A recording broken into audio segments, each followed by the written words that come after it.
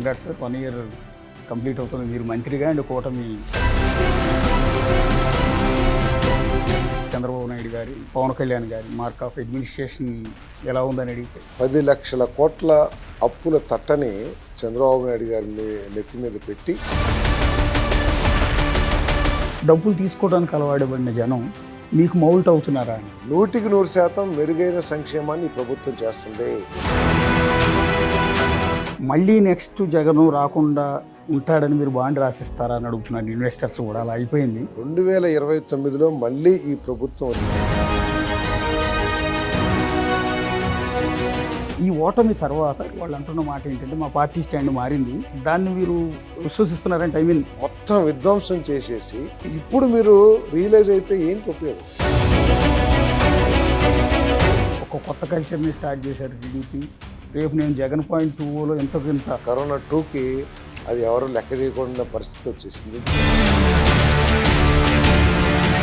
నకిలీ పట్టాలు ఇచ్చారు అని ఇప్పుడు నిన్న పేరు నాని మీద అండ్ వల్లభనేని వంశీ గారి మీద గత ప్రభుత్వం ఏంటంటే ల్యాండ్ ఎక్విజిషన్ చేస్తానని చెప్పేసి భూమి తీసుకుని రైతులకు డబ్బులు కూడా ఎగ్గొట్టేస్తుంది. చంద్రబాబు గారు నిన్న ఒక ప్రపోజల్ పెడితే మొట్టమొదటి దాన్ని మీరే ఇంప్లిమెంట్ చేస్తున్నారు. ఈ పంట సమయాలు కనుక కొద్దిగా అడ్వాన్స్ చేస్తే చాలా కంఫర్టబుల్గా థర్డ్ క్రాప్ కూడా వేయచ్చు అనేది నాకు అనిపించింది. తండ్రికి తగ్గ తనయుడు అన్న రీతిలో ఈరోజు మా అందరికీ కూడా ఆశాజ్యోతి. ఆంధ్రప్రదేశ్ సమాచార గృహ నిర్మాణ శాఖ మంత్రి పార్థసారథి గారు ఉన్నారు. First of all congrats sir. 1 year complete అవుతుంది మీరు మంత్రిగా అండ్ కూటమి ప్రభుత్వం ఏర్పాటు చేసి. సో ఈ 1 ఇయర్లో మీ మార్క్ ఆఫ్ అంటే చంద్రబాబు నాయుడు గారి, పవన్ కళ్యాణ్ గారి మార్క్ ఆఫ్ అడ్మినిస్ట్రేషన్ ఎలా ఉందని అడిగితే అందరికీ నమస్కారం అండి. పూర్తయిన సందర్భంగా సుపరిపాలన వచ్చి సంవత్సరం పూర్తయిన సందర్భంగా తెలుగు ప్రజలందరికీ కూడా ప్రత్యేకంగా కూటమి పార్టీల నాయకులకు, కార్యకర్తలకు శుభాభినందనలు తెలియజేస్తా ఉన్నాను. సంవత్సర కాలంలో ఒక మంచి పరిపాలన అందించే దిశలో భాగంగా అనేక రిఫార్మ్స్ తీసుకురావడమే కాకుండా సంక్షేమాన్ని, అభివృద్ధిని 2 కళ్ళకు వెళ్ళే చంద్రబాబు నాయుడు గారి నాయకత్వంలో ముందుకు తీసుకెళ్తుంది ఈ ప్రభుత్వం. వారి నాయకత్వంలో అనేక పాలసీస్ తీసుకురావడమే కాకుండా సూపర్ 6లో ఏదైతే హామీ ఇచ్చామో ఎన్నికల్లో, రాష్ట్ర ఆర్థిక పరిస్థితి ఘోరమైన పరిస్థితిలో ఉన్నా కూడా మాకు అధికారం వచ్చిందనే కానీ 10 లక్షల కోట్ల అప్పుల తట్టని చంద్రబాబు నాయుడు గారి నెత్తి మీద పెట్టి అధికారం అందించడం జరిగింది. 6-7 నెలల వరకు అయితే అసలు ఏ విధంగా గత ప్రభుత్వం డబ్బులు ఖర్చు పెట్టింది, నిధులు వినియోగించింది, ఎక్కడెక్కడ అప్పులు తెచ్చింది, ఒక సరైన సమాచారాన్ని పొందటానికే చాలా సమయం పట్టింది. అనుభవజ్ఞుడైన చంద్రబాబు నాయుడు గారు ఆయనకి అనుభవాన్ని రంగరించి వాటన్నిటినీ కూడా అధిగమించి ప్రభుత్వాన్ని పట్టాలెక్కించడం జరిగిందని చెప్పేసి మనం చేస్తాను. గత ప్రభుత్వం బాధ్యతారహిత్యం కానివ్వండి, లేకపోతే అవగాహన రాహిత్యం కానివ్వండి, లేకపోతే రాష్ట్ర భవిష్యత్తు పట్ల, రాష్ట్ర ప్రజల భవిష్యత్తు పట్ల ఒక నిర్దిష్టమైన అభిప్రాయం కానీ, ఆలోచన కానీ లేకపోవటం మూలంగా అన్ని రంగాల్లో కూడా విఫలమైంది. సంక్షేమ రంగం బాగానే ఇచ్చారు, కానీ సంక్షేమ రంగం అంటే ఏంటి? డబ్బులు పంచడం ఒక్కటే సంక్షేమ రంగం కాదు. డబ్బులు ఆర్థిక సహాయం చేయటం పేదవాళ్ళకి, ఆ ఆర్థిక సహాయం సంక్షేమ పథకాన్ని పొందే కుటుంబాల కోసం, కుటుంబాలలోని పిల్లల కోసం మంచి భవిష్యత్తుని ఏర్పాటు చేయాల్సిన బాధ్యత ప్రభుత్వం మీద ఉంటుంది. గత ప్రభుత్వం దాంట్లో పూర్తిగా విఫలమైందనటంలో ఎటువంటి సందేహం లేదు. ఈరోజు సంక్షేమ కార్యక్రమాలని అమలు చేస్తూ మన రాష్ట్రంలో 20 లక్షల మంది యువకులకి ఉద్యోగ అవకాశాలు కల్పించాలని చెప్పేసి దానికి తగ్గ పెట్టుబడులు తీసుకురావడం కానివ్వండి, దానికి తగ్గ పరిశ్రమల్ని మన రాష్ట్రంలో ఆహ్వానించి ఏర్పాటు చేసే చర్యలు తీసుకోవడం కానివ్వండి, లేదు ఇంటింటికి ఒక పారిశ్రామికవేత్తను తయారు చేయాలి అంటే అది వినటానికి కొంత అర్థం కాని వాళ్ళకి అర్థం కాకపోవచ్చు, కానీ ఇంటింటికి ఒక పారిశ్రామికవేత్త అంటే మీకు ఒక రంగంలో నిష్ణాతులు అయి ఉంటారు, స్కిల్స్ మీకు ఉంటాయి, నాకు కొన్ని స్కిల్స్ ఉంటాయి, ఇంకొకరికి ఇంకొక స్కిల్స్ ఉంటాయి. సో అందరి స్కిల్స్ని దృష్టిలో పెట్టుకుని ఆ స్కిల్స్కి సంబంధించి వారికి ఆర్థిక సహాయం చేసి వారికి ఉన్న స్కిల్స్లో అభివృద్ధి చేయాలనేది ఈ ప్రభుత్వం యొక్క లక్ష్యం. ప్రైవేట్ రంగంలోనే కాకుండా ప్రభుత్వ రంగంలో కూడా డిఎస్సి గత ప్రభుత్వం పూర్తిగా వదిలేసింది. చదువు అంటే మంచి బిల్డింగ్లు, మంచి రంగురంగు బిల్డింగ్లు, లేకపోతే బల్లలు, కోర్స్ అవి కావాల్సిందే, కాదని మనం అనం. కానీ దానికంటే ముందు పిల్లలకి మంచి చదువు చెప్పే టీచర్లు అయితే ఉండాలి కదా. ఉపాధ్యాయులు లేకోకుండా నువ్వు బిల్డింగులు తీసుకొస్తే వాళ్ళు కూర్చుని వెళ్ళిపోతారా? సో ఆ ఉపాధ్యాయుల్ని నియామకం కోసం 16,400 ఉద్యోగాలకి పరీక్ష నిర్వహించాం. ఈసారి వాళ్ళకి ఉద్యోగాలు ఇస్తాం. అట్లాగే పోలీస్ డిపార్ట్మెంట్లో కానివ్వండి, హెల్త్ డిపార్ట్మెంట్లో కానివ్వండి చాలా ఉద్యోగ అవకాశాలు కల్పించాం. దానికి తోడు అదనంగా 20 లక్షల ఉద్యోగాలు చేసే కార్యక్రమం చేస్తాను. అదేవిధంగా మన ఉప ముఖ్యమంత్రి పవన్ కళ్యాణ్ గారు కూడా ఇంతకుముందు పంచాయతీ ప్రెసిడెంట్లు అందరూ కూడా బోర్ను వినిపించేవాళ్ళు, అంటే బాధపడేవాళ్ళు. ఏంటి, మేము పంచాయతీ ప్రెసిడెంట్ అయ్యాం కానీ ఏ ఒక్క పని చేయలేకపోతున్నాం, ఏదైనా ఒక చిన్న రోడ్డు లేదా ఒక పంపు అడిగితే కూడా ₹1 మా దగ్గర లేకుండా మాకు తెలియకోకుండా ప్రభుత్వం లాగేసుకుంటుంది. వాళ్ళ వైఎస్ఆర్సీపీ సర్పంచ్లు అయితేనేమో లాగేసుకుంటుంది అనేవాళ్ళు, ప్రతిపక్షం వాళ్ళు అయితేనే దోచేస్తుంది అనేవాళ్ళు. ఏదైనా ఒకటే, ఆ పంచాయతీ నుంచి నిధులు తీసేసుకుంటున్నారు. కానీ ఈరోజు ఆ నిధుల మీద కేవలం పంచాయతీలకు మాత్రమే, ప్రజల చేత ఎన్నుకోబడ్డ పంచాయతీలకు మాత్రమే, ప్రజాస్వామ్యానికి ఫౌండేషన్ వారికి మాత్రమే హక్కు ఉందని 1000 కోట్లు వారికి ఇవ్వటమే కాకుండా ఎన్ఆర్జీఎస్ నిధులు 4,500 కోట్లతో 30,000 పనుల్ని ప్రారంభించి దాదాపు 3,500 కిలోమీటర్ల సీసీ రోడ్లు ఏర్పాటు చేయడం జరిగింది. అదేవిధంగా వారి ఆధ్వర్యంలో గ్రీనరీ, భూమి 50% భూమి అయినా సరే గ్రీన్గా ఉండాలి అనే ఉద్దేశంతో, ఎందుకు, మంచి వాతావరణం కోసం కానివ్వండి, సరైన సమయంలో వర్షపాతం రావటం కోసం కానివ్వండి, ప్రజలకి మంచి ఆరోగ్య వాతావరణం ఉండటం కానివ్వండి, గ్రీన్ కవర్ చేయాలని చెప్పేసి మరి ఉప ముఖ్యమంత్రి గారు కృషి చేయటం మనం చూస్తాను. అదేవిధంగా లోకేష్ గారు తండ్రికి తగ్గ తనయుడు అనే రీతిలో ఈరోజు మా అందరికీ కూడా ఆశాజ్యోతి లోకేష్ గారు. కారణం ఏంటంటే ఈజ్ ఎఫిషియెంట్. ఆయన అనేక పాలసీస్ని తీసుకురావడమే కాకుండా ప్రపంచంలో పెద్ద పెద్ద పారిశ్రామికవేత్తల్ని కన్విన్స్ చేసి, దేశంలో ఉన్న పెద్ద పెద్ద పారిశ్రామికవేత్తల్ని కన్విన్స్ చేసి ఈ రాష్ట్రానికి పెట్టుబడులు తీసుకొచ్చారు. ఈరోజు ఆర్సిలరీ మిట్టల్ వచ్చినా, లేదు రిలయన్స్ వచ్చినా, టీసీఎస్ కానివ్వండి, లేకపోతే ఈ సాఫ్ట్వేర్ కంపెనీలు ఏదైతే ఉన్నాయో టెక్నాలజీ కంపెనీస్, అవన్నీ కూడా లోకేష్ గారి ప్రయత్నంతో వచ్చినాయని చెప్పడానికి మేము చాలా గర్వపడతా ఉన్నాం. వాటికి రావటానికి మా లోకేష్ గారి ప్రయత్నం ఎంత ఉందో, మా నాయకుడు చంద్రబాబు నాయుడు గారి నాయకత్వం మీద ఆ పెట్టుబడిదారులందరికీ కూడా, పారిశ్రామికవేత్తలందరికీ కూడా అంత నమ్మకం ఉంది. ఎస్, మా పెట్టుబడులు సేఫ్గా ఉంటాయి చంద్రబాబు నాయుడు గారి నాయకత్వంలో అనేది వారు.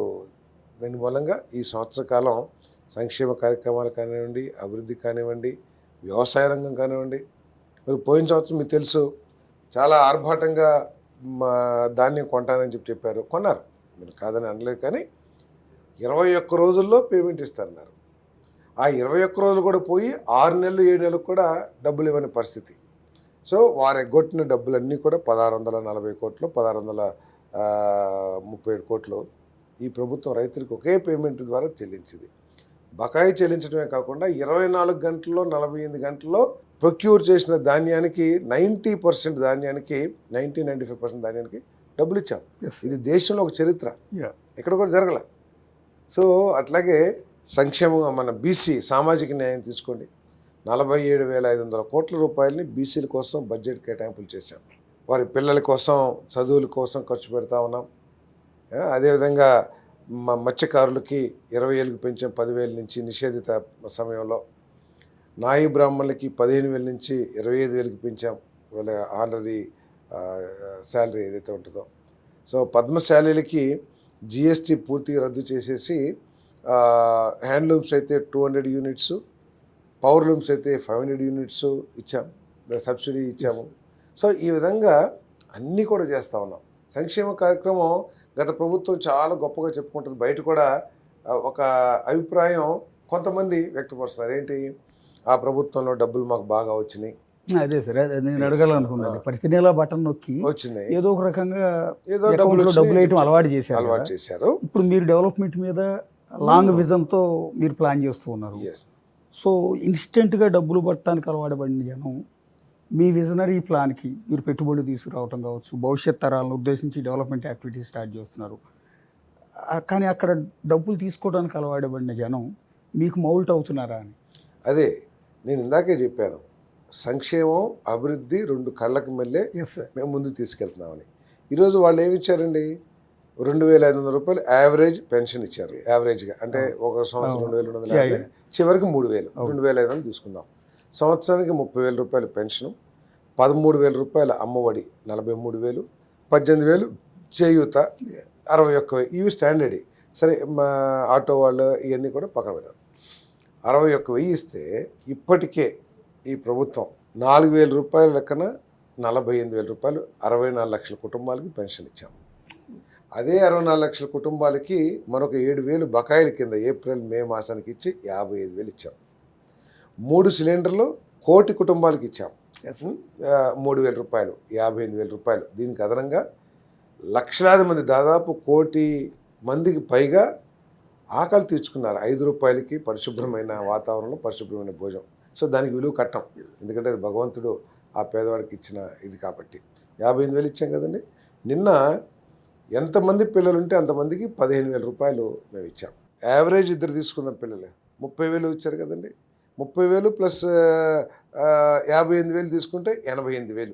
20వ తారీఖున మళ్ళీ మేము అన్నదాత సుఖీభవ ఇవ్వబోతా ఉన్నాం.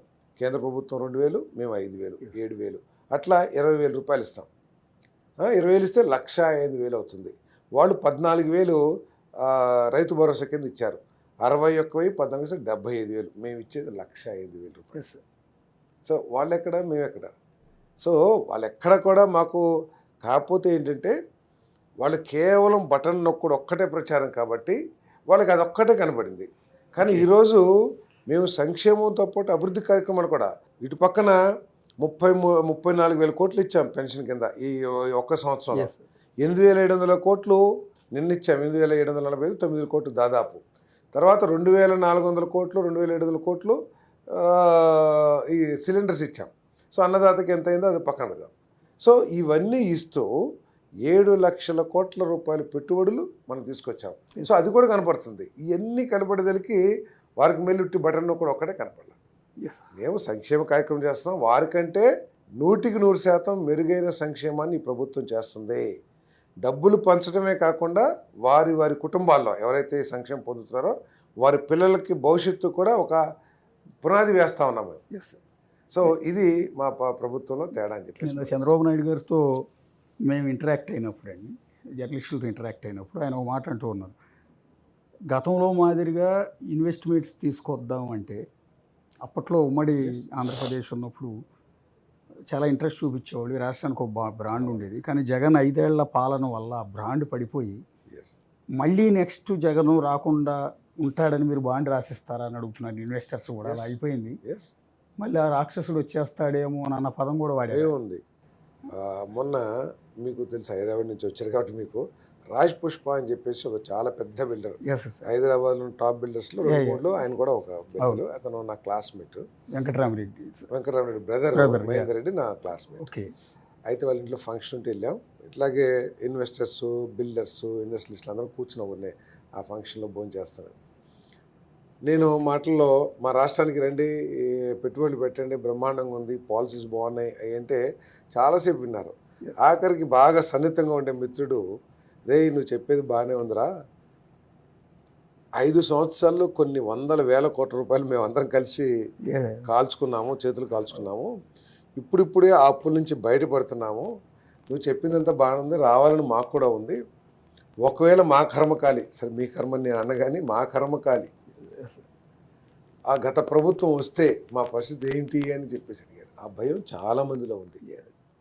కాబట్టి ప్రతి కార్యకర్త యొక్క, కూటమి పార్టీల ప్రతి కార్యకర్త యొక్క బాధ్యత ఏమిటంటే మన ప్రభుత్వం చేస్తున్న మంచి పనులన్నింటినీ కూడా ప్రజల్లోకి తీసుకెళ్ళి ప్రజల అభిమానాన్ని పొంది 2029లో మళ్ళీ ఈ ప్రభుత్వం వచ్చే విధంగా గట్టిగా కృషి చేయాలని చెప్పేసి నేను మనవి చేస్తా ఉన్నాను. ఎందుకంటే మా కోసం కాదు, మాకు అధికారం కోసం కాదు.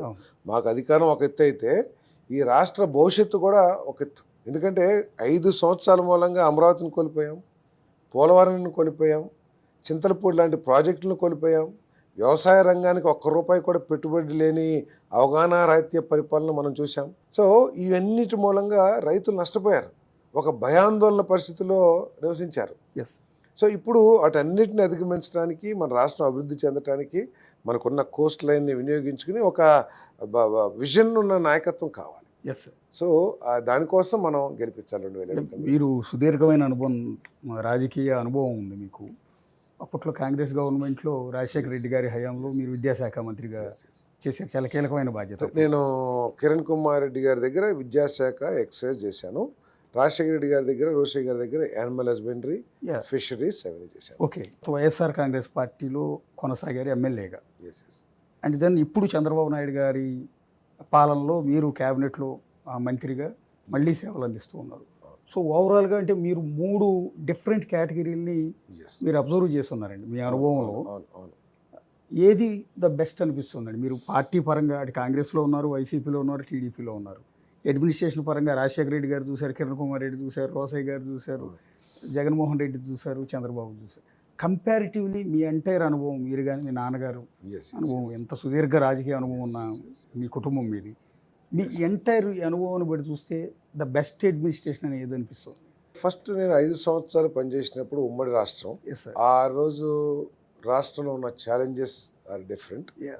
ఆ రోజు ఏంటంటే వ్యవసాయ రంగం మీద ఎక్కువ దృష్టి పెట్టింది ఆ ప్రభుత్వం. అదేవిధంగా కొత్త రకంగా సంక్షేమాలను కూడా కార్యక్రమాలు చేసింది, అడ్మినిస్ట్రేషన్ కూడా మెరుగ్గా ఉండేది.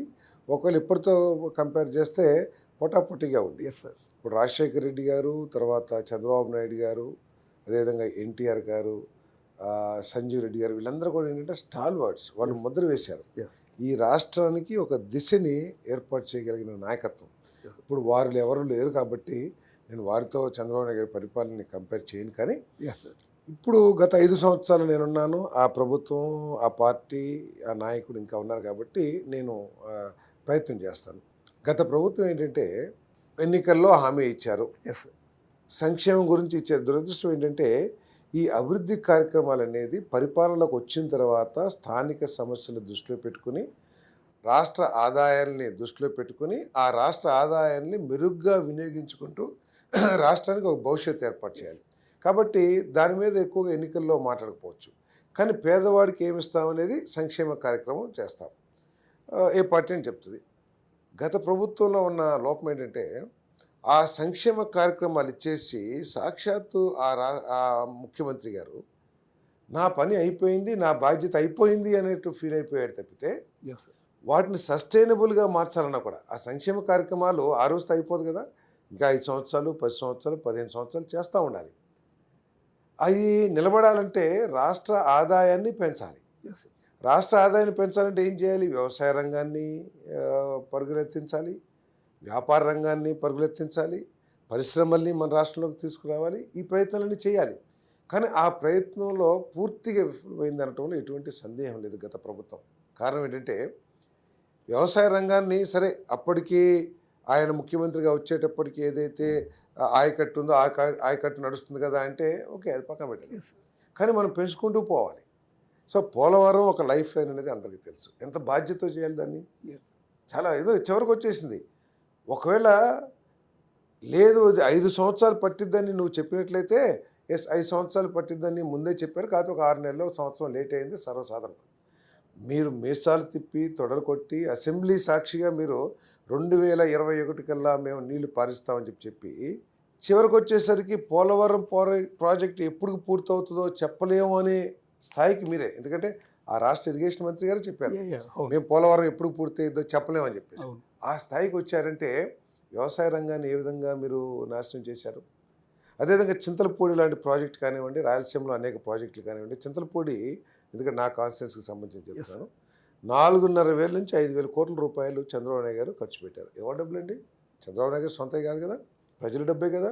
పోనీ ఏదన్నా వృధాగా స్వార్థంతో ఆ ప్రాజెక్టుని ఖర్చు పెట్టారు, ఆ ప్రాజెక్టు మూలంగా అసలు నియోజకవర్గానికి అసలు ఈ ప్రాంతానికి ఏం ఉపయోగం లేదు, దాంట్లో ముడుపుల కోసమే పెట్టారని చెప్పేసి చెప్పగలవా? చెప్పలేరు కదా. 2.5 లక్షల ఎకరాలకి సాగునీరు, తర్వాత స్టెబిలైజేషను, కొన్ని వేల గ్రామాలకి త్రాగునీరు ఇచ్చే ప్రాజెక్ట్ని ఒక్క 100 రూపాయలు కూడా ఖర్చు పెట్టకోకుండా ఆ పాటిని వదిలేసామంటే ఎంత నష్టపోయింది ఆ ప్రాంతం.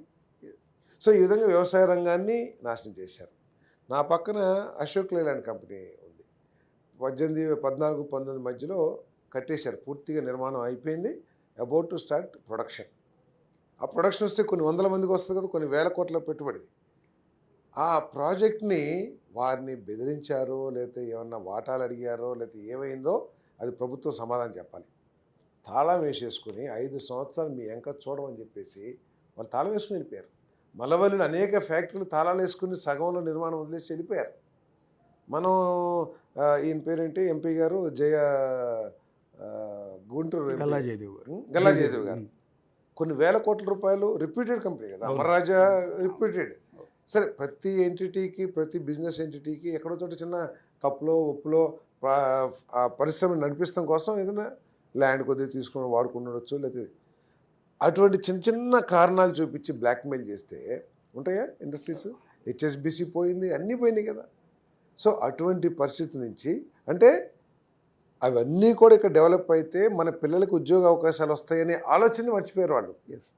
ఎంతసేపు వాళ్ళు తెలుగుదేశం టైంలో వచ్చారా, తెలుగుదేశంతో సంబంధాలు ఉన్నాయా, ఇవే చూశారు తప్పితే అవి ఉండటం మూలంగా మన పిల్లలకు ఉద్యోగ అవకాశాలు వస్తాయనే విషయాన్ని మర్చిపోయారు. 151 సీట్లు కట్టబెట్టి ఒక రికార్డు స్థాయి విజయాన్ని అందించారు. 151లో మీరు కూడా ఒకరు అప్పుడు. ఎస్. సో అంటే మీరు అది అబ్జర్వ్ చేసి వచ్చారు కాబట్టి అడుగుతున్నాను. ఒక ఉన్న రాజధానిని కంటిన్యూ చేయకుండా 3 రాజధానుల ప్రతిపాదన తీసుకొచ్చి అసలు రాజధాని లేకుండా చేయటం, టీడీపీ ఆఫీసుల మీద వందల మందిని పంపి దాడులు చేయించడం, భువనేశ్వర్ గారిని ఉద్దేశించి అత్యంత దారుణంగా కించపరిచేలా వ్యాఖ్యలు చేయించటం, ఇట్లా చెప్పుకుంటూ పోతే మీరు అన్నట్టు పరిశ్రమలు వెళ్ళగొట్టడం, ఇవన్నీ చేస్తున్నప్పుడు మీరు ఆ పార్టీలో సీనియర్ కదా, మీలాంటి వాళ్ళ సలహాలు ఎప్పుడు తీసుకోవటం కానీ ఒకవేళ అడిగే ప్రయత్నం కానీ ఏది జరగలేదండి? అక్కడ అభిప్రాయాలు తీసుకోవటం అనేది ఉంటుందని చెప్పేసి నేను భావించలేదు. నాబాటు వాళ్ళతో కలవటానికి కూడా ఎక్కువ అంటే వారి బిజీ మూలంగానో లేకపోతే మేమంటే మా ఆలోచనలు లేకపోతే మేమంటే ఇష్టం లేకనో మాకు తెలియదు, కానీ వారు మాతో మాట్లాడే అంత అవకాశం కానీ చర్చించే అంత అవకాశం కానీ ఎప్పుడు ఇవ్వటం జరగలేదు. సో ఆయన చుట్టూతో ఉన్న మనుషులు వారికి విషయ పరిజ్ఞానం లేకనా, లేకపోతే నాయకుడికి నచ్చదనే ఉద్దేశంతోనా, లేకపోతే ప్రతిపక్ష నాయకుల్ని బూతులు తిడితే తమ పరపతి నాయకుడి దగ్గర బాగా పెరిగిద్దనే ఉద్దేశంతో మరి ఇటువంటి చర్చలు జరిగినాయి అని చెప్పేసి నేను భావించట్లా. ఆయన ఆలోచనల ధోరణితోనే ఆయన ముందుకు వెళ్ళిపోయారు. ఇప్పుడు తిడతాము, బూతులు తిడతాము ఇవన్నీ ఒక విధానం అయితే, ఒక రాజకీయ పార్టీ గురించి మనం ఆలోచిస్తే ఇప్పుడు సరే 5 సంవత్సరాలు వదిలేద్దాం. 5 సంవత్సరాల్లో 151 సీట్లతో బ్రహ్మాండమైన అధికారాన్ని సాధించారు. అప్పటికి అదే చరిత్ర ఉండొచ్చు, కానీ ఆ తర్వాత ప్రజలు తిరస్కరించారు. అప్పటికైనా సరే ఆ పార్టీ వారి ఆలోచన ద్వారా మార్చుకుంటానికి కానీ రివ్యూ చేసుకుంటానికి కానీ ప్రయత్నం చేయట్లేదు అనేది కూడా ఇప్పటికీ అర్థమవుతా ఉంది. ఎందుకంటే ఇప్పటికి కూడా ఏదో బురద చల్లటమో లేకపోతే దుర్భాషలాడటమో లేకపోతే ఏదో మాట్లాడటం తప్పితే ప్రజల గురించి పోరాటం చేద్దామనే ఆలోచన ఎక్కడుంది? ఒక రాజకీయ పార్టీ ఎందుకు పెడతారు? ప్రజల సమస్యల మీద పోరాటం చేస్తూ ప్రజలకి మేలు చేస్తూ తన అధికారాన్ని కాపాడుకోవటం కోసం రాజకీయ పార్టీ పుడుతుంది, తమ సిద్ధాంతాలని ప్రజలు తీసుకెళ్తానికి. ఒకవేళ నిజంగా నీకు ప్రజల సమస్య మీద నీకు ఆపేక్ష ఉంది, ఈ రాష్ట్ర భవిష్యత్తు మీద ఆపేక్ష ఉందంటే అసెంబ్లీకి రావాలిగా, అసెంబ్లీలో చర్చించాలిగా. అసెంబ్లీలో చర్చించిన వాటికి ఉన్న శాంక్టిటీ బయట ప్రెస్ మీట్లో మాట్లాడేదానికి శాంక్టిటీ ఉండదుగా. ఇక్కడ అసెంబ్లీలో నువ్వు మాట్లాడిన దానికి ప్రభుత్వం సమాధానం చెప్పాల్సిందే, ప్రభుత్వం చెప్పిన సమాధానాన్ని ఇంప్లిమెంట్ చేయాల్సిందే. అది రైట్స్, మన ప్రజాప్రతినిధుల రైట్, చట్ట ప్రకారం ఉంది. నువ్వు కనీసం అసెంబ్లీకి రాకోకుండా కేవలం ఏదన్నా సరే మేము తప్పు చేశాము, 5 సంవత్సరాలు తప్పు చేయటం మూలంగా ప్రజలు నన్ను శిక్షించారు, మా పార్టీని శిక్షించారు, ఆ శిక్షను అనుభవించడం కోసం మేము ప్రజల్లో ఉండే పోరాడతాం కానీ మేము అసెంబ్లీకి రాదలుచుకోలేదంటే కూడా ఒక ఆలోచన చేయొచ్చు, ఓహో వీళ్ళు ఏదో మారారని చెప్పేసి. నువ్వు అసెంబ్లీకి వస్తానికి సిద్ధం, కానీ రాకపోవడానికి కారణం నీకు ప్రతిపక్ష హోదా ఇవ్వలేదు, ప్రతిపక్ష నాయకుడు హోదా ఇవ్వలేదని. ప్రతిపక్ష నాయకుడు హోదా ఇవ్వటం అనేది అసెంబ్లీలో ఎవరి ఇష్టాయిష్టాలు బట్టి ఉండదు.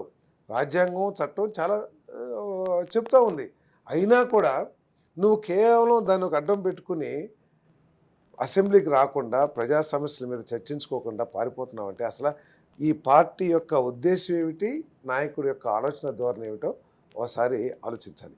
వచ్చారు, ఒకరోజు వచ్చారు, మేమందరం అనుకున్నాం ఆ రోజు కరెక్ట్గా అదే రోజు ఒకరోజు ముందు విశాఖపట్నంలో ఈ గ్రూప్ 1 గ్రూప్ 2 విద్యార్థుల పరీక్షలకు సంబంధించి ఏదో చిన్న ఎలిగేషన్, ఏదో చిన్న డిస్టర్బెన్స్ ఉంది.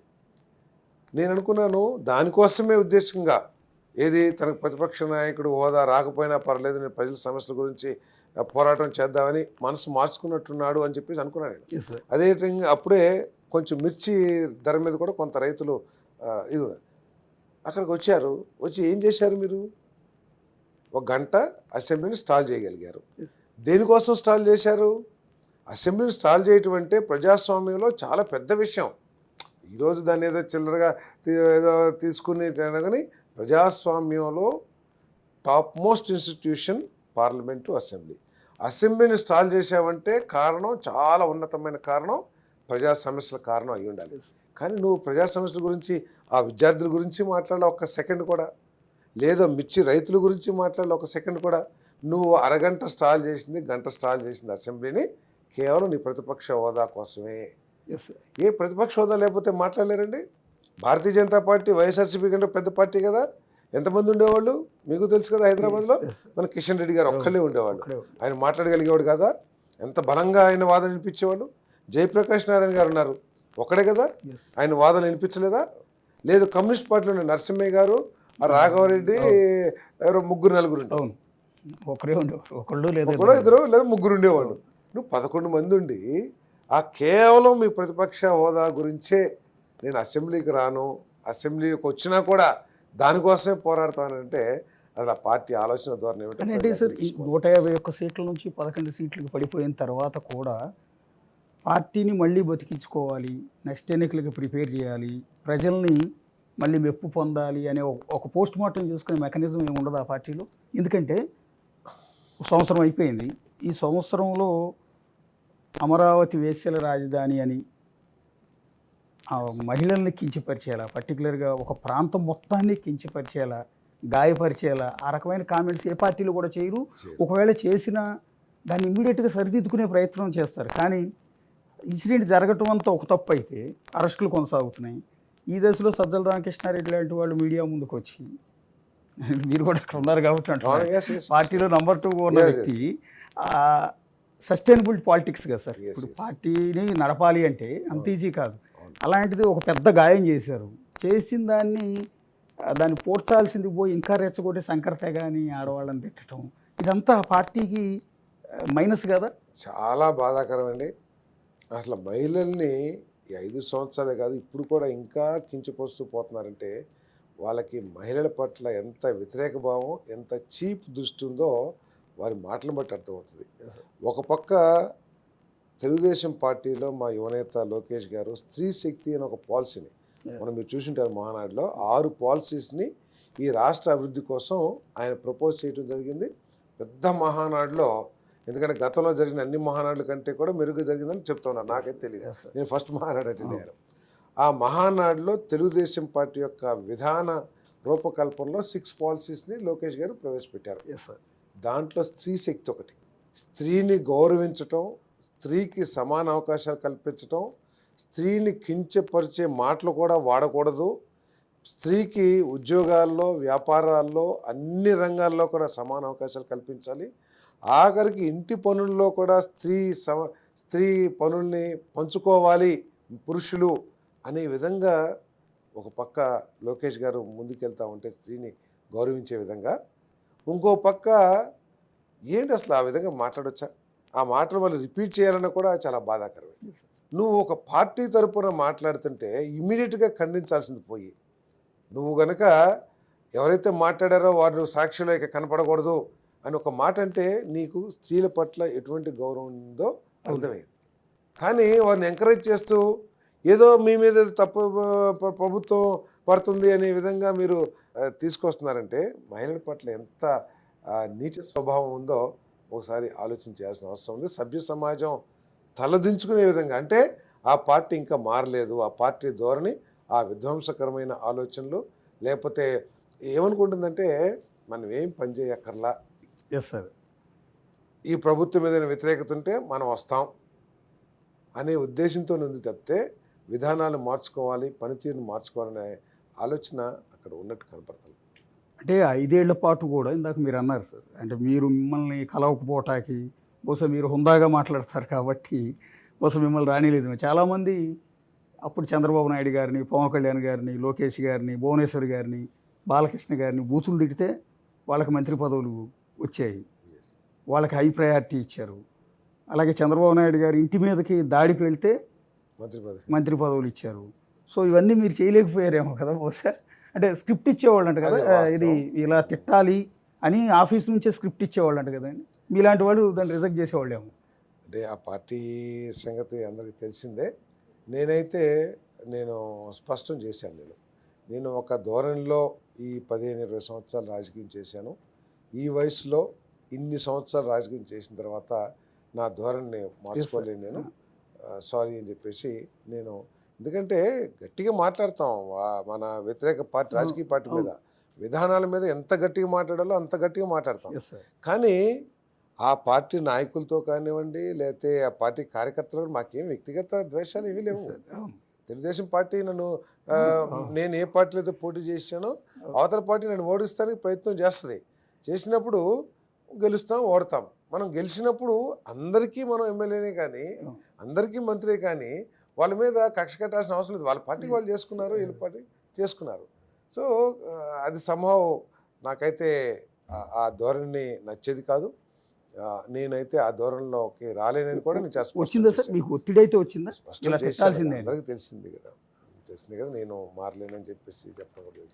మీ శాఖకు సంబంధించి ఒకసారి వద్దాం సార్. సమాచార శాఖ చాలా కీలకమైనది అండ్ గృహ నిర్మాణం ఇంకా చాలా కీలకమైనది. సమాచార శాఖకు సంబంధించి ఇప్పుడు బయట జరుగుతున్న డిస్కషన్ అంటే గత ప్రభుత్వం 5 ఏళ్ళు చూసాము, మీ ప్రభుత్వం ఏర్పడిన తర్వాత ఈ సంవత్సర కాలంలో చూసాం సోషల్ మీడియా ప్రక్షాళన. ఇవాళ రేపు ఏంటంటే ప్రతి ఒక్కళ్ళు మొబైల్ పట్టుకుంటున్నారు. అన్ఎడ్యుకేటెడ్ పల్లెటూళ్ళలో కూడా సెల్ ఫోన్ వాడకం, సోషల్ మీడియా వాడకం విపరీతంగా పెరిగిపోయింది. ఈ దశలో విచ్చలవిడితనం కూడా పెరిగిపోయింది. ఆడవాళ్ళని ఇప్పుడు మీరు నచ్చకపోతే ఆ పార్టీ వాళ్ళు అయితే అసలు ఎంత వల్గర్ అంటే ఆ కామెంట్స్ చూసి ఆత్మహత్య చేసుకుంటున్నారు. కొంతమంది వీడియోలు పెడతారు, ఫోటోలు మార్ఫింగ్ చేసి పెడతారు, వ్యక్తిగత జీవితాల్లోకి చొరబడిపోతారు. ఇప్పుడు ఏ వచ్చింది కాబట్టి ఇంకా పరాకాష్ట చేస్తుంది. సో ఈ ప్రభుత్వం వచ్చినా కొంత కంట్రోల్ చేశారు ఇప్పటివరకు. ఇంకా చాలా పర్సెంటేజ్ అవ్వాల్సి ఉంటుంది. ఇలా ఒకళ్ళని, ఒక పార్టీ వాళ్ళని కాదండి, పక్కింటి వాళ్ళనైనా సరే పర్టికులర్గా ఆడవాళ్ళని ఉద్దేశించి ఒక కామెంట్ చేయాలంటే భయపడేలా ఒక సీరియస్గా ఒక చట్టం తీసుకురావాల్సిన అవసరం ఉంది. ఏ మేరకు తీసుకురావాల్సిన, అది మీరు మీ శాఖకు సంబంధించింది కాబట్టి.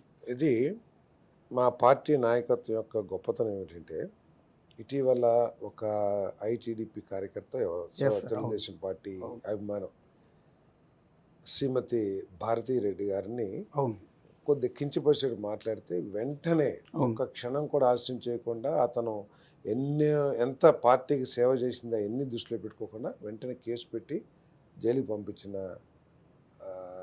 విధానం తెలుగుదేశం పార్టీ. హైదరాబాద్ నుంచి తీసుకొచ్చారు. సో ఇటువంటి చాలా జరుగుతున్నాయి. కానీ వైసీపీ ఏంటంటే ఈ సోషల్ మీడియాని వినియోగించుకొని చాలా దిగజారుడు రాజకీయం చేస్తున్న పరిస్థితి మనం చూస్తున్నాం. దీని మీద చాలా కోర్టులు కామెంట్ చేసినాయి. తెలుగుదేశం పార్టీ నాయకులు కూడా చాలాసార్లు కామెంట్ చేసి మీకు చాలా కఠిన చర్యలు తీసుకుంటాం, మీరు మహిళల్ని సాక్షాత్తు ముఖ్యమంత్రి గారు అనేకసార్లు స్టేట్మెంట్ ఇచ్చారు. ఈ మహిళల్ని కించపరిచేటట్టు సోషల్ మీడియాలో ఎవరన్నా పిచ్చి వేషాలు వేస్తే మాత్రం వాళ్ళ మీద కఠిన చర్యలు తీసుకుంటాం, వాళ్ళు ఎంతటి వాళ్ళైనా సరే మేము తీసుకుంటామని చెప్పేసి ఒక పక్క చెప్తా ఉన్నారు. కోర్టులు చాలా తీవ్రంగా కామెంట్ చేస్తూ ఉన్నాయి.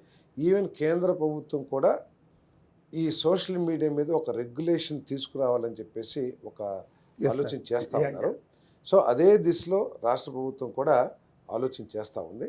తప్పకుండా కేంద్ర ప్రభుత్వ ఆలోచనని పరిగణలోకి తీసుకుని దానికి అనుగుణంగా మేము కూడా రాష్ట్రంలో కూడా ఒక చట్టాన్ని, ఒక రూల్స్ని, రెగ్యులేషన్స్ తీసుకురావాలని చెప్పేసి ప్రయత్నం తీసుకొస్తాం. సార్ వైఎస్ఆర్ కాంగ్రెస్ పార్టీ ఓటమిలో కీలకమైన భాగం ఉన్న రాజధాని అనేది లేకుండా చేసి 3 రాజధానుల ప్రతిపాదన తీసుకొచ్చే వాటిలో ఏదీ చేయకపోవటం కదా.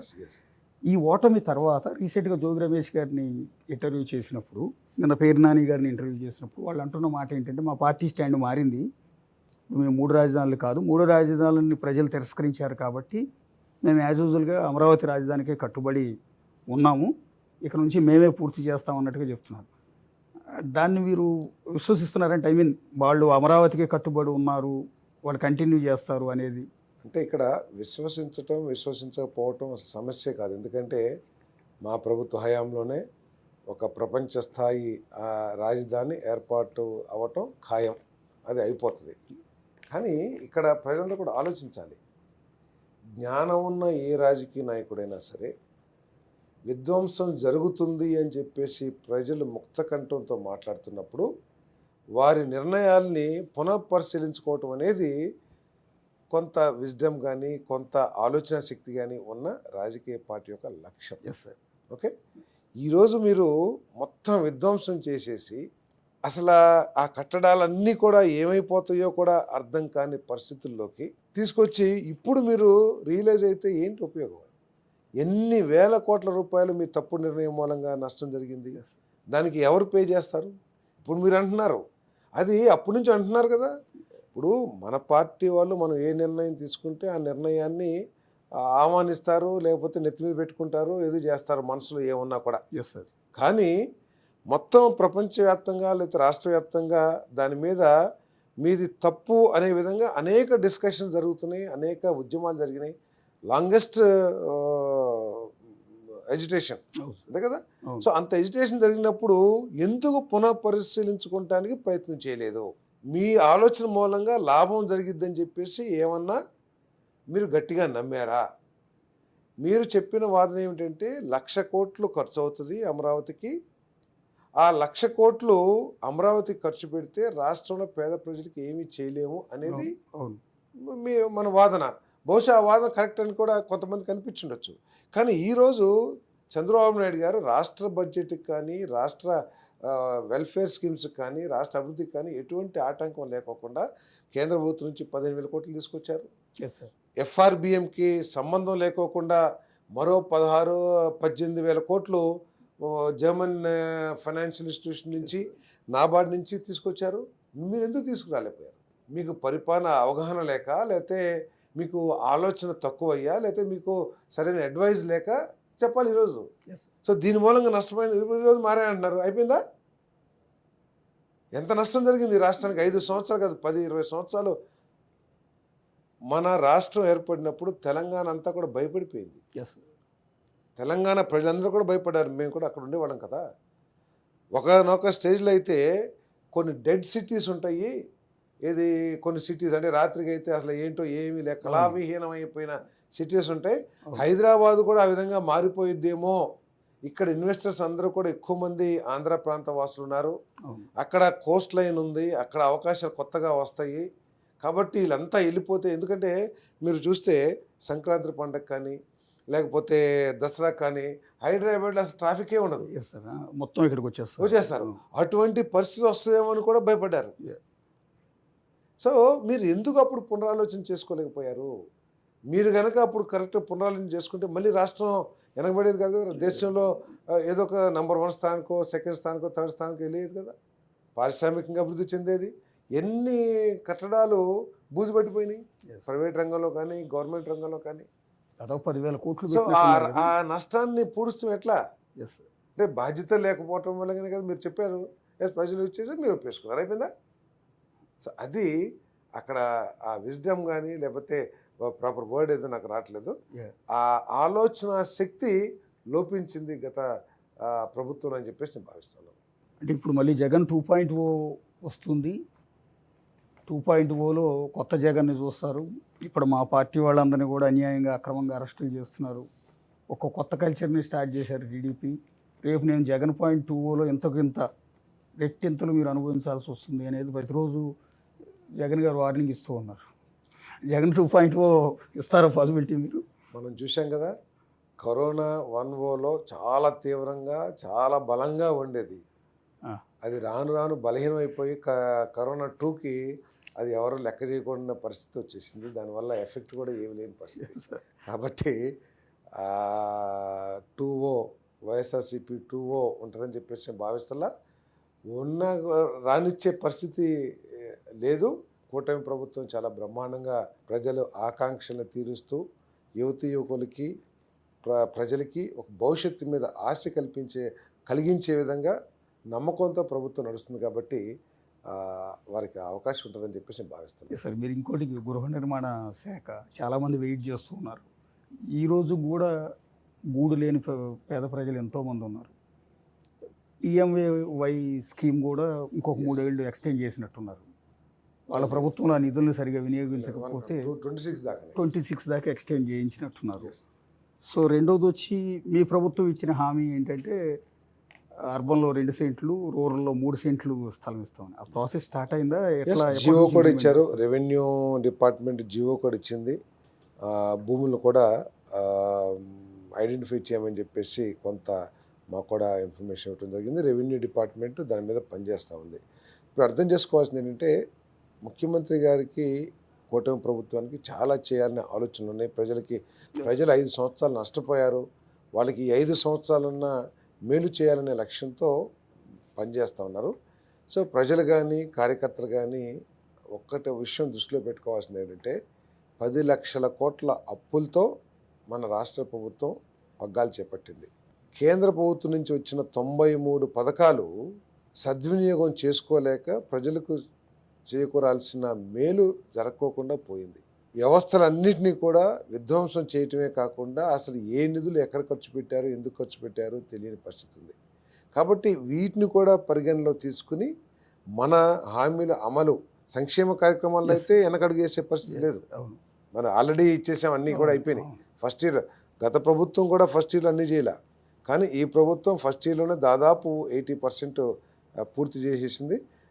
90% కూడా అయిపోతుంది ఆగస్టు. కాబట్టి వాటిలో ఎటువంటి అనుమానం లేదు. ఇవి ఏదైతే ఉన్నాయో వాటిని తప్పకుండా అమలు చేయాలనేది ముఖ్యమంత్రి గారి యొక్క కృత నిశ్చయం.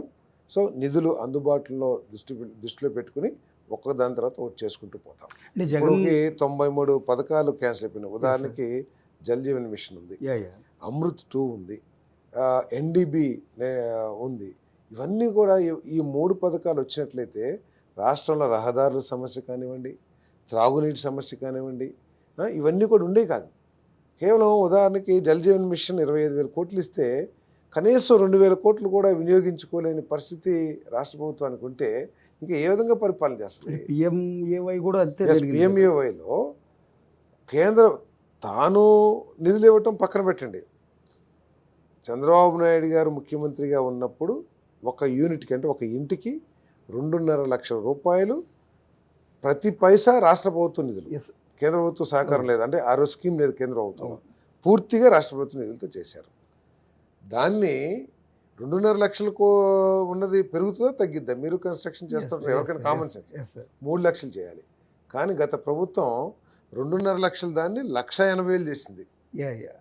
ఆ 1,80,000లో కూడా 1,50,000 కేంద్రం అవుతోంది. 2.5 లక్షల రూపాయలు చంద్రబాబు నాయుడు గారు మన రాష్ట్ర డబ్బులు ఖర్చు పెడితే ఈ చంద్రబాబు నాయుడు గారు మన జగన్మోహన్ రెడ్డి గారు కేవలం 30,000 ఖర్చు పెట్టారు. ఆ 30,000 కూడా ఎన్ఆర్జీఎస్ కొంత లింక్ చేశారు. సో ఆ విధంగా గృహ నిర్మాణాన్ని తీవ్ర ఇబ్బంది చేశారు. అంతకుముందు చంద్రబాబు నాయుడు గారి ప్రభుత్వంలో ఎస్సీలకి ఎస్టీలకి వారు ఆర్థికంగా వెనుకబడి ఉన్నారనే ఉద్దేశంతో 50,000, 75,000, ₹1,00,000 అదనంగా ఇచ్చేవాళ్ళు యూనిట్ కాస్ట్. ఇస్తే దాన్ని కూడా పూర్తిగా రద్దు చేశారు. మరి నా ఎస్సీ, నా ఎస్టీ, నా బీసీ అనే జగన్మోహన్ రెడ్డి గారు దాన్ని కూడా పూర్తిగా రద్దు చేశారు. దాంతో ఏమైందంటే ఎవరైతే ఆర్థికంగా బలంగా ఉన్నారో వాళ్ళు మాత్రం సొంత డబ్బులు ఖర్చు పెట్టుకుని పిఎంఏవైలో ఒక 6 లక్షలు 5 లక్షల ఇల్లు కట్టుకున్నారు. మిగిలిపోయింది ఇప్పుడు పేదవాళ్ళు, ఎస్సీ ఎస్టీ బీసీలు మెయిన్గా మైనార్టీలు మిగిలిపోయారు. సో రేట్లు పెరుగుతూ ఉన్నాయి. సో ఏం చేయాలని ఆలోచించి ముఖ్యమంత్రి గారు మళ్ళీ ఎస్సీ ఎస్టీ, అప్పుడు ఎస్సీ ఎస్టీలకి ఇచ్చారు, ఇప్పుడు బీసీలకు కూడా కలిపి 3,230 కోట్ల రూపాయలు అదనంగా ఆర్థిక సహాయం చేసి ఆ కార్యక్రమాన్ని పూర్తి చేయడానికి ప్రయత్నం చేస్తా ఉన్నాం. జగన్ సర్కార్లో సెంటు భూములు సెంటున్నర భూములు ఇచ్చారు జగనన్న కాలనీలని. దానిలో మీరు చెప్పినట్టు 1,80,000 రూపాయలు కేంద్ర ప్రభుత్వం ఇచ్చే 1,50,000 వీళ్ళు 30,000 కలిపి అది కూడా ఎన్ఆర్జీఎస్ అమౌంట్ ఇస్తే పేద ప్రజలు పాపం వీళ్ళు ఇచ్చిన సెంటు స్థలానికి ఆశపడి అందరూ పునాదులు లేపారు. కొంతమంది ఏమో అప్పులు చేసి బిల్డింగ్ కంప్లీట్ చేసుకోగలిగారు. కానీ ఆ కాలనీలకి ఈ రోజు కూడా సరైన రోడ్ లేదు, కొన్ని చోట్ల కరెంట్ లేదు. సో ఏం చేయబోతున్నారు సార్? అంటే జగనన్న కాలనీని అంటే ఇన్కంప్లీటెడ్ కదా మీకు, మళ్ళీ పైగా ఆ జగనన్న కాలనీల కోసం కొనుగోలు చేసిన భూములు కొన్ని వేల కోట్ల ప్రజల డబ్బుతోనే కొన్నారు ఆ భూములన్నీ కూడా. సరే అది పెద్ద స్కామ్ అనేది ఇంకొక ఆరోపణ. సో ఆ విలువైన భూములు ఉన్నాయి. సో కాకపోతే ప్రజలు వినియోగించుకోవడానికి అవకాశం లేకుండా పోయింది. ఎందుకంటే పునాదుల లెవెల్లో కొంతమంది లేపారు, కొంతమంది అప్పులు చేసి కొద్దిగా పై వరకు లేపారు, కొంతమంది కిటికీలు తలుపులు కూడా పెట్టుకోకుండా వదిలేశారు, వాటిని బూత్ బంగ్లాలాగా అయిపోతూ ఉన్నాయి. సో జగనన్న కాలనీని ఏం చేయబోతున్నారు అని అదే నేను చెప్పింది, ఇందాక చెప్పింది అదే. ఎవరైతే కొద్దిగా పేదవాళ్ళలో ఆర్థికంగా బలం ఉన్న వాళ్ళు ఏం చేశారంటే వాళ్ళ సొంత డబ్బులో లేదా అప్పు సప్పు చేసి చక్కగా ఇల్లు కట్టేసుకున్నారు. అవును. ఎవరైతే పేదవాడు ఉన్నాడో, ప్రత్యేకంగా ఎక్కువగా ఎస్సీ ఎస్టీ బీసీ మైనార్టీలు ఎవరైతే ఉన్నారో వాళ్ళు ఆశతో ఆకాంక్షతో మొదలుపెట్టారు, కానీ పూర్తి చేసుకోలేని పరిస్థితికి వెళ్ళిపోయారు. దానికి తోడు ఇన్ఫ్రాస్ట్రక్చర్ కూడా దాని మీద దృష్టి పెట్టాలి. అంటే ఆలోచన రాహిత్యం కానివ్వండి, లేకపోతే ఒక విజన్ కానీ లేని పనితీరు ఏ విధంగా ఉంటుందో మనకు అర్థమవుతుంది.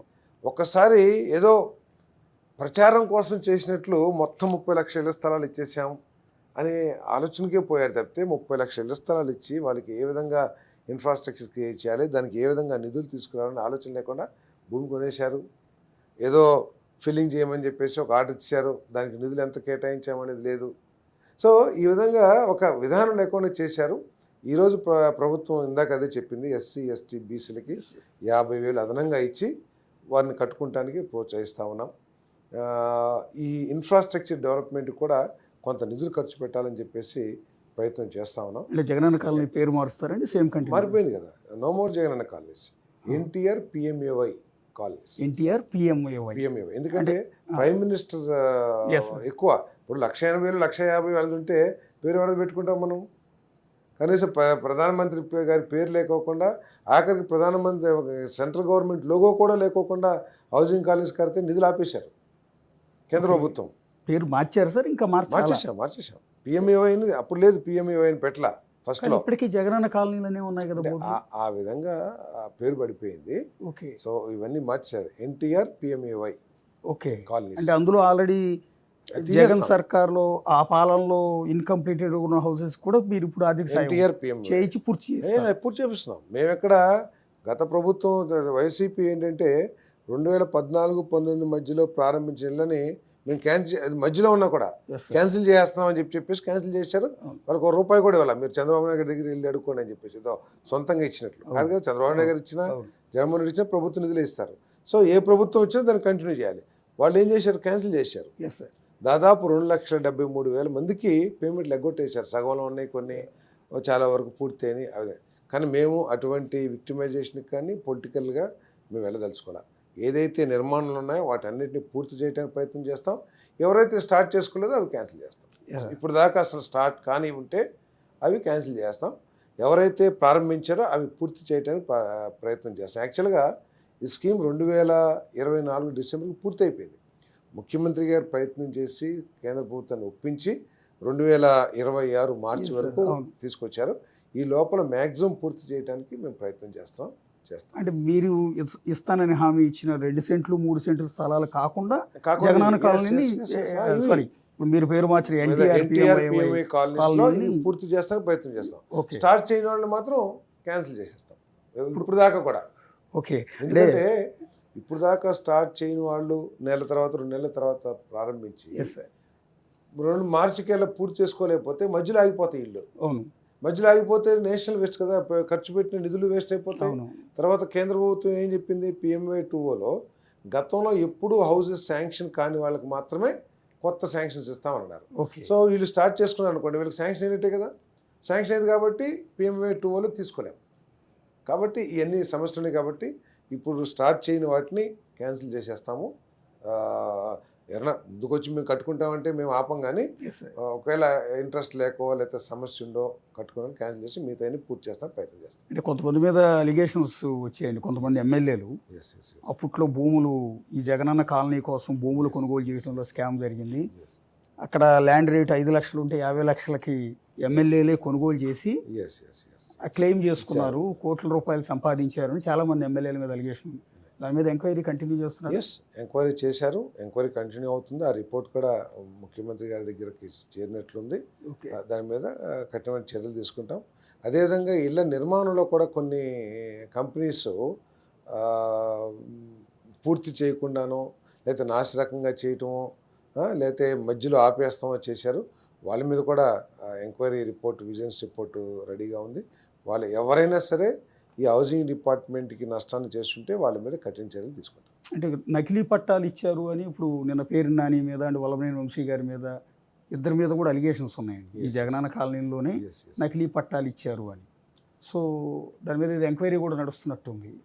అంటే జగనన్న కాలనీస్లో నకిలీ పట్టాలు ఇచ్చారా? యా దాని మీద పూర్తి అవగాహన నాకు లేదు. అంటే స్థలం ఉండదు Yes, yes. కానీ ప్రింటెడ్ వీళ్ళకి ఇచ్చే పట్టాన్ని మాత్రం ప్రింటింగ్ ప్రెస్లో ప్రింట్ చేయించి తీసుకొచ్చి డిస్ట్రిబ్యూట్ చేయించేశారు. అంటే స్థలం చూపించకుండానే Okay, okay, okay. ఫేక్ పట్టా ఇచ్చారు అనేది అలిగేషన్. ఇప్పుడు గత ప్రభుత్వం ఏంటంటే ల్యాండ్ ఎక్విజిషన్ చేస్తానని చెప్పేసి భూమి తీసుకుని రైతులకి డబ్బులు కూడా ఎగ్గొట్టేసింది. ఎస్ సో ఆ భూమిలో అత్త సొమ్ము అల్లుడు దానం చేసినట్లు నువ్వు డబ్బులు ఇవ్వకోకుండా ఆ ల్యాండ్లో పట్టాలు ఇవ్వటం ఏంటి? ఎస్.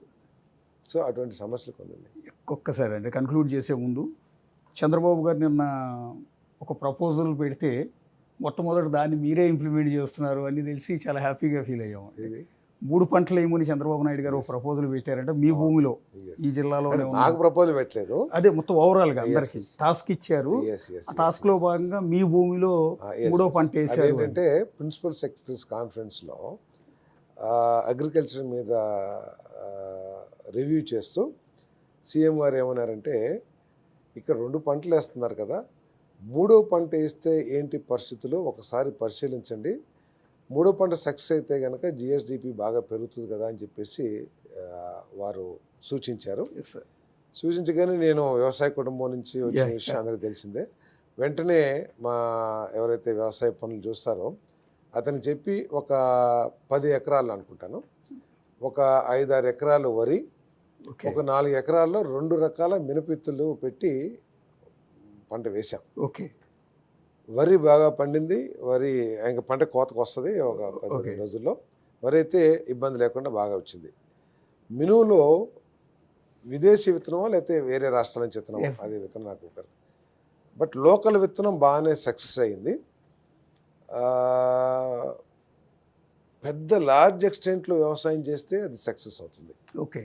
స్టేట్ వైడ్ ఇంప్లిమెంట్ చేసే అవకాశం ఇంప్లిమెంట్ చేస్తే బాగుంటుంది అనేది నేను రైతులకు కూడా మంచిది కదా. 3 పంటలు వచ్చినాయంటే ఆదాయం చెప్పాను. పెరుగుతుంది. పంటది. Yeah. సో ఇదే కాకుండా కొన్ని పంటల మూలంగా నేల కూడా సారవంతం అవుతుంది. Yes, sir. కొన్ని పంటల మూలంగా Yeah. అటువంటి పంటలు కూడా వేయటానికి అవకాశం ఉంటుంది. Yes, sir. కాబట్టి ఈ టైమింగ్ ఒకటి నాకు వచ్చిన అనుభవం మూలంగా చెప్తాను. Yes.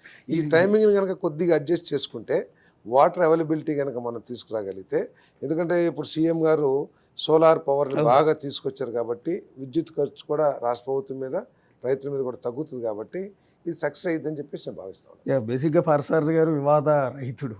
అప్పుడు ఆ పార్టీలో మిమ్మల్ని ఇన్నేళ్ళ నుంచి చూస్తున్నాం కాబట్టి ఎప్పుడు పెద్దగా వివాదాల్లోకి వెళ్ళటం కానీ అట్లాంటిది ఉండదు. కానీ ఈ ప్రభుత్వంలో అంటే ఈ పార్టీలో చేరి మంత్రి అయిన తర్వాత మీ మీద ఒక తలనొప్పి వచ్చింది కదా. కొత్త కాన్స్టిట్యూన్సీలోకి వెళ్ళిన తర్వాత ఇది గౌతు లచ్చన్న గారి విగ్రహం దగ్గర జోగి రమేష్ని అవునవును. మీతో పాటు ర్యాలీలో పాల్గొన్నాడు అని తర్వాత దాని మీద వివరణ కూడా ఇచ్చుకోవాల్సి వచ్చింది. ఇచ్చాను. అదేంటంటే గౌతు లచ్చన్ గారు ఒక గొప్ప స్వాతంత్ర సమరయోధుడు. అదే కాకుండా బలహీన వర్గాలు అందరూ కూడా అభిమానించే నాయకుడు. నా నియోజకవర్గంలో గౌడు సామాజిక వర్గానికి చెందిన సోదరులు ఇట్లా విగ్రహం పెట్టుకుంటారంటే నిస్సందేహంగా పెట్టుకోండి. నా తరపు నుంచి అన్ని రకాల సహకారం, మీకు ఏం కావాలన్నా కూడా ఆర్థికంగా కానీ లేకపోతే పరిపాలన పరంగా కానీ అన్ని చేస్తాం. సరే ఆ కార్యక్రమం చేశారు, మంచి విగ్రహాన్ని స్థాపించారు. నాకు ఏదైతే ముందు ఆహ్వాన పత్రిక ఇచ్చారో దాంట్లో రమేష్ గారి పేరు లేదు, ఓకే జిల్లా పరిషత్ చైర్మన్ గారి పేరు ఉంది. ఓకే వీళ్ళు కూడా వస్తారా అని అడిగాను నేను. అయితే రారులే సార్, కాకపోతే మా కమ్యూనిటీలో పదవిలో ఉన్నారు కాబట్టి, ఈ జిల్లా కాబట్టి ప్రోటోకాల్ ప్రకారం వేసామని అన్నారు, రావట్లేదని కూడా వారు చాలా స్పష్టంగా చెప్పారు. సో తర్వాత నేను దాని మీద పెద్ద దృష్టి పెట్టలేదు. ఆ రోజే INPR తరపున ముఖ్యమంత్రి గారు అది ఉగాది ఏదో కానీ కళాక్షేత్రంలో ప్రోగ్రామ్ ఉండింది. అది 12 o'clockకి పూర్తయితే నేను 1:30 కల్లా వెళ్ళి ఆ కార్యక్రమంలో పాల్గొంచాను. కానీ సీఎం గారు దాన్ని ఎక్కువ సమయం గడపడం మూలంగా ఉన్నారు. అది మాకు ఒక ఇది గౌరవమే కాబట్టి ఆ ప్రోగ్రాం దాదాపు 2-2:30 దాకా అయింది. నేను లంచ్ చేసేదానికి 3 అవుతుంది. నేనే ఫోన్ చేసి రాలేనులే, మీరు చేసుకోండి, తర్వాత ఎప్పుడైనా సరే నేను వచ్చి గార్లాండ్ చేస్తానని చెప్తే మన నారాయణ గారు పదే లేదు తమ్ముడు నువ్వు రావాల్సిందే, మేము వెయిట్ చేస్తాం, నువ్వు రావాల్సిందే అని చెప్తే, సరే ఆయన సీనియర్ నాయకుడు, వయసులో పెద్దవారు, సోదర సమానులు, తెలుగుదేశంలో సీనియర్ నాయకుడు. సరే అప్పుడు బయలుదేరి వెళ్ళాను. వెళ్ళంగానే నేను వెళ్ళేసరికి తుక్కులూరు ప్రాంతంలో అందరూ గౌడ సామాజిక సోదరులందరూ, తర్వాత తెలుగుదేశం పార్టీ నాయకులందరూ వెయిట్ చేస్తున్నారు. నేను దిగి ప్రచార రథం మీదకి, వారు పెట్టిన ప్రచార రథం ఊరేగింపు రథం మీదకి ఎక్కినప్పుడు సడన్గా ఆయన మాపుల నుంచి వచ్చేసారు. వచ్చినప్పుడు నా స్వభావం కొంచెం ఇది కాదు కాబట్టి సరే విషేసి ఆయన కంటిన్యూ చేశాం. చేసిన తర్వాత డాష్ మీద ఆయన మాట్లాడే అంతవరకు ఉండకోకుండా నేను మన పార్టీ గురించి, లక్ష్మణ్ గారి గురించి చెప్పేసి వచ్చేసాను నేను. తర్వాత ఆయన ఏం మాట్లాడా కూడా నాకు తెలియదు. సో అది అనుకోకుండా జరిగిందే తప్పితే మరి ఆ సామాజిక వర్గం నాయకులు మరి ఆయన పిలిచారో లేదో వారికి తెలియాలి, మరి ఆయన ఎట్లా వచ్చారో. కాకపోతే కొంత మా కార్యకర్తలు కొంత డిసప్పాయింట్ అయ్యారు, బాధపడ్డ మాట వాస్తవం. పార్టీ అధిష్టానం ఏమన్నా మిమ్మల్ని కోచింగ్ చేసింది అసలు, ఎందుకు అంత వివరణ ఇచ్చుకోవాల్సి వచ్చింది మీరు? అంటే కార్యకర్తల మనోభావాలు మాత్రం బాగా దెబ్బతిన్నాయని పార్టీ అధిష్టానం కూడా గుర్తించింది. సో అన్నిటికీ ఒక రాజకీయ పార్టీకి కార్యకర్తల మనోభావం అనేది ఒక ముఖ్యమైనది.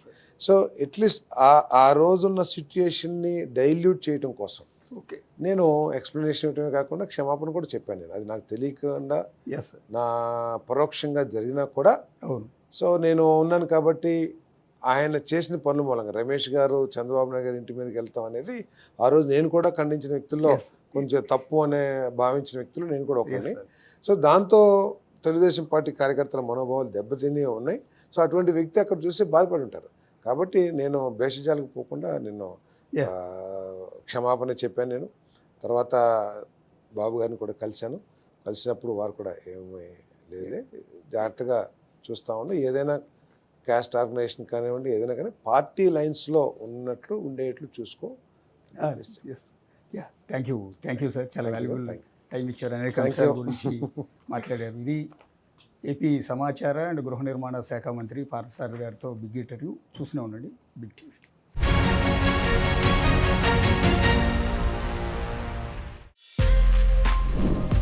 For more videos like this, subscribe Big TV channel.